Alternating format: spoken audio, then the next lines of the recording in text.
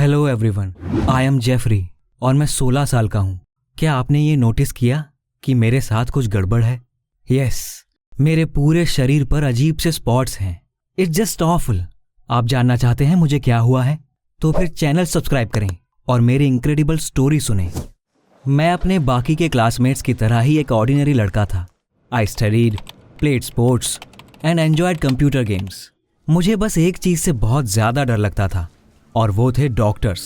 पता नहीं क्यों, लेकिन डॉक्टर्स को देखते ही मेरी रूह कांप जाती थी। एक दिन मेरे पेरेंट्स जबरदस्ती मुझे नॉर्मल फिजिकल चेकअप करवाने ले गए। मैंने किसी तरह हिम्मत जुटाकर खुद को समझाया कि इसमें घबराने की कोई बात नहीं है। हम हॉस्पिटल पहुंच गए, लेकिन जैसे ही मैं चेकअप के लिए ऑफिस में गया, मुझे डरावने मेडिकल इक्विपमेंट दिखाई दिए। अ टेरर ग्रिप्ड मी इमीडिएटली। मुझे समझ आ गया कि मैं ये नहीं कर सकता, इसलिए जैसे ही डॉक्टर थोड़ी देर के लिए बाहर गया, मैं ऑफिस से निकलकर भाग गया। इसलिए मैंने फैसला किया कि मैं कभी बीमार नहीं पड़ूंगा, क्योंकि मुझे दोबारा कभी डॉक्टर के पास वापस नहीं जाना था। लेकिन एक दिन कुछ ऐसा हुआ जिसकी मुझे जरा भी उम्मीद नहीं थी। एक दिन मुंह धोते वक्त मुझे अपने शोल्डर्स और एल्बोज पर कुछ अजीब से निशान दिखाई दिए। It was like the wrinkled skin on your fingers after soaking in a long warm bath. School जाने के बाद वहां मुझे मेरा बेस्ट फ्रेंड मेसन मिला और उसने भी उन अजीब से स्पॉट्स को नोटिस किया। Hey Jeff, how did you get this? उसने पूछा। मैंने उससे कहा कि मैंने भी उन्हें सुबह ही नोटिस किया है। फिर मेसन ने पूछा कि क्या मैं इसके लिए कुछ करने वाला हूँ। Please tell me you are not going to the hospital. उसने डरते हुए पूछा। राइट, मेरे फ्रेंड को भी डॉक्टर से बहुत डर लगता था और वो अपने खुद के मेथड से अपना इलाज करना प्रेफर करता था। मैंने उससे कहा कि उन स्पॉट्स की वजह से मुझे कोई दर्द नहीं हो रहा है, इसलिए मैं उन्हें इग्नोर करने वाला हूँ, क्योंकि मुझे उम्मीद थी कि कुछ दिन में वो अपने आप ठीक हो जाएगा। लेकिन कुछ दिन बीतने के बावजूद मेरे शरीर पर वो अजीब से स्पॉट्स गायब नहीं हुए, बल्कि और ज्यादा बढ़ गए। वो मेरे घुटनों और पैरों पर भी होने लगे। And that made me nervous. एक दिन मेरी मॉम ने नोटिस किया कि मैं बार बार अपने हाथ और पैर देखता रहता हूँ। उन्होंने मेरे पास आकर वो स्पॉट्स देखे जिन्हें मैं उनसे छिपाने की कोशिश कर रहा था। ये क्या है जेफरी, तुम ठीक हो? उन्होंने पूछा। मैं डर गया। अगर मैं अपनी मॉम को सच्चाई बताता तो वो तुरंत मुझे डॉक्टर के पास ले जाती, इसलिए मैंने उनसे झूठ बोल दिया कि ये कोई एलर्जी है और स्कूल की नर्स ने पहले ही इसके लिए दवा दे दी है। She calmed down and I couldn't stop thinking about what should I do about it. उसी शाम मैं उन स्पॉट्स के बारे में पता लगाने के लिए ऑनलाइन गया। मैंने कई मेडिकल साइट्स देखी, लेकिन मुझे समझ नहीं आ रहा था कि वो क्या बोल रहे हैं। लेकिन उसके बाद मुझे एक एक्स्ट्रा ऑर्डिनरी रिसोर्स मिला। To my surprise, it described exactly the same spots that I had. उसके बारे में जानकर मैं डर गया, क्योंकि ये एक कर्स था। मुझे यकीन नहीं हो रहा था कि क्या ऐसी चीजें सचमुच होती है, और क्या सच में किसी ने मुझे कर्स किया था। मेरे साथ ऐसा कौन कर सकता था?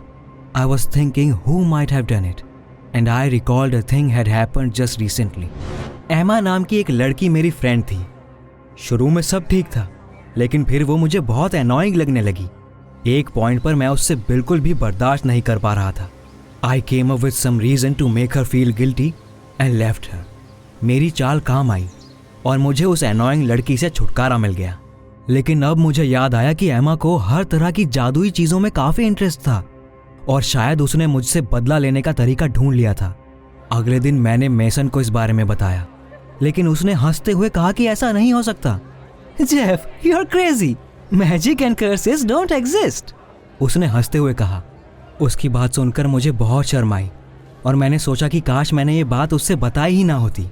एक बार फिर मैंने उन अजीब से स्पॉट्स को इग्नोर करने का फैसला किया, लेकिन एक हफ्ते बाद भी स्पॉट्स और ज़्यादा बढ़ते जा रहे थे और सबसे बुरी बात ये थी कि अब वो मेरे चेहरे पर आ गए थे।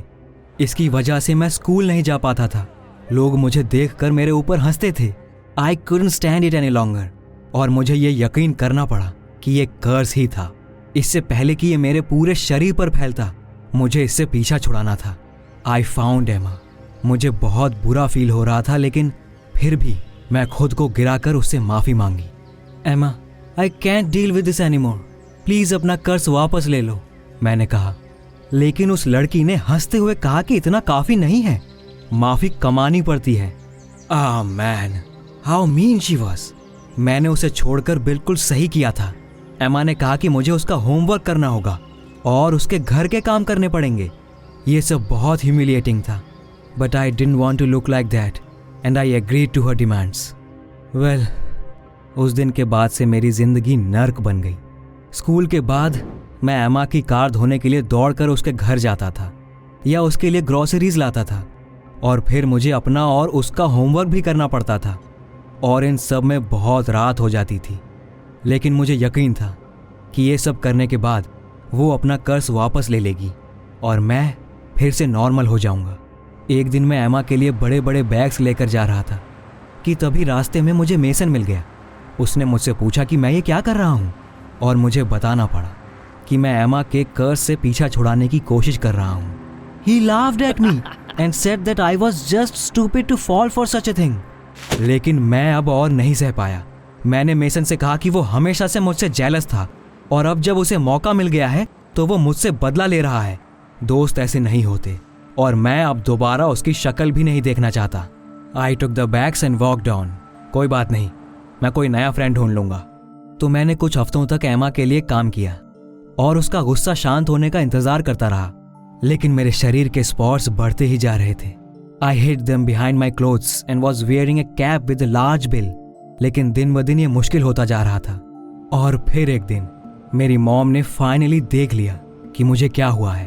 वो बहुत डर गई और कहा कि वो तुरंत डॉक्टर को बुला रही हैं। मैंने उन्हें समझाने की कोशिश की कि ये कर्ज है और जल्दी ही खत्म हो जाएगा, लेकिन उन्होंने मेरी कोई बात नहीं सुनी और जैसे ही मैं अपने रूम में गया उन्होंने दरवाजा लॉक कर दिया। Mom, open up, what are you doing? मैंने चौंक कर पूछा, लेकिन मेरी मॉम ने कहा कि उन्हें पता है मुझे डॉक्टर्स पसंद नहीं हैं और इसलिए उन्होंने मुझे लॉक कर दिया था ताकि मैं उनके आने से पहले कहीं भाग ना जाऊं। She was so mean, I got mad at her. मैंने चिल्लाना शुरू कर दिया कि वो मुझसे प्यार नहीं करती और मुझे इस बात का बहुत अफसोस है कि मुझे इतने क्रूअल पेरेंट्स मिले हैं।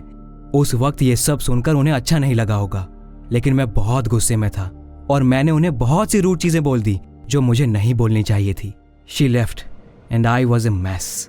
मुझे लगा डॉक्टर के आने के बाद मेरा काम तमाम हो जाएगा, इसलिए मैं बिना कुछ सोचे समझे खिड़की से कूदकर भाग गया।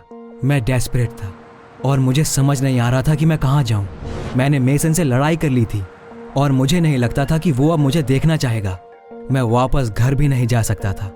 उस वक्त मैं बस एमा के सामने हाथ जोड़कर उसे अपना कर्ज वापस लेने के लिए बोल सकता था, लेकिन जब मैं उसके पास गया तो वो मेरे ऊपर हंसने लगी और कहा कि उसने मेरे साथ कुछ नहीं किया है। There is no such thing as a curse because these are just fairy tales for children. तो तुम मुझे बेवकूफ बनाकर अपना काम निकाल रही थी। एमा ने कहा कि मैंने अपने आप को खुद धोखा दिया है और वो बस अपना बदला ले रही थी। Don't you get it yet, Jeffrey? तुम बहुत बुरे इंसान हो और तुम्हारे पास रहने वाले लोग हमेशा तकलीफ में होते हैं। And there is nothing more I can do for you. इतना कहने के बाद एमा ने जोर से दरवाजा मेरे मुंह पर बंद कर दिया। मुझे यकीन नहीं हो रहा था कि मेरे साथ ये सब क्या हो गया है। तो मेसन की बात सही थी, कोई कर्ज नहीं था। क्या मैं सचमुच बीमार था और हमेशा के लिए ऐसे ही रहने वाला था? I was done. मैंने डॉक्टर के पास जाने का फैसला कर लिया था। अगले दिन मैं हॉस्पिटल में था और मेरे सारे टेस्ट्स हो चुके थे। मुझे बहुत डर लग रहा था, लेकिन मुझे इस बात का ज़्यादा डर था कि मुझे हमेशा के लिए इसी हालत में रहना पड़ेगा। रिजल्ट्स आने के बाद चीफ फिजिशियन मेरे कमरे में आए। He was rigid and finally said that he had bad news.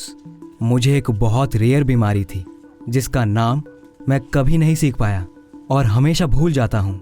लेकिन आप मुझे ठीक कर सकते हैं, है ना? मैंने उनसे पूछा।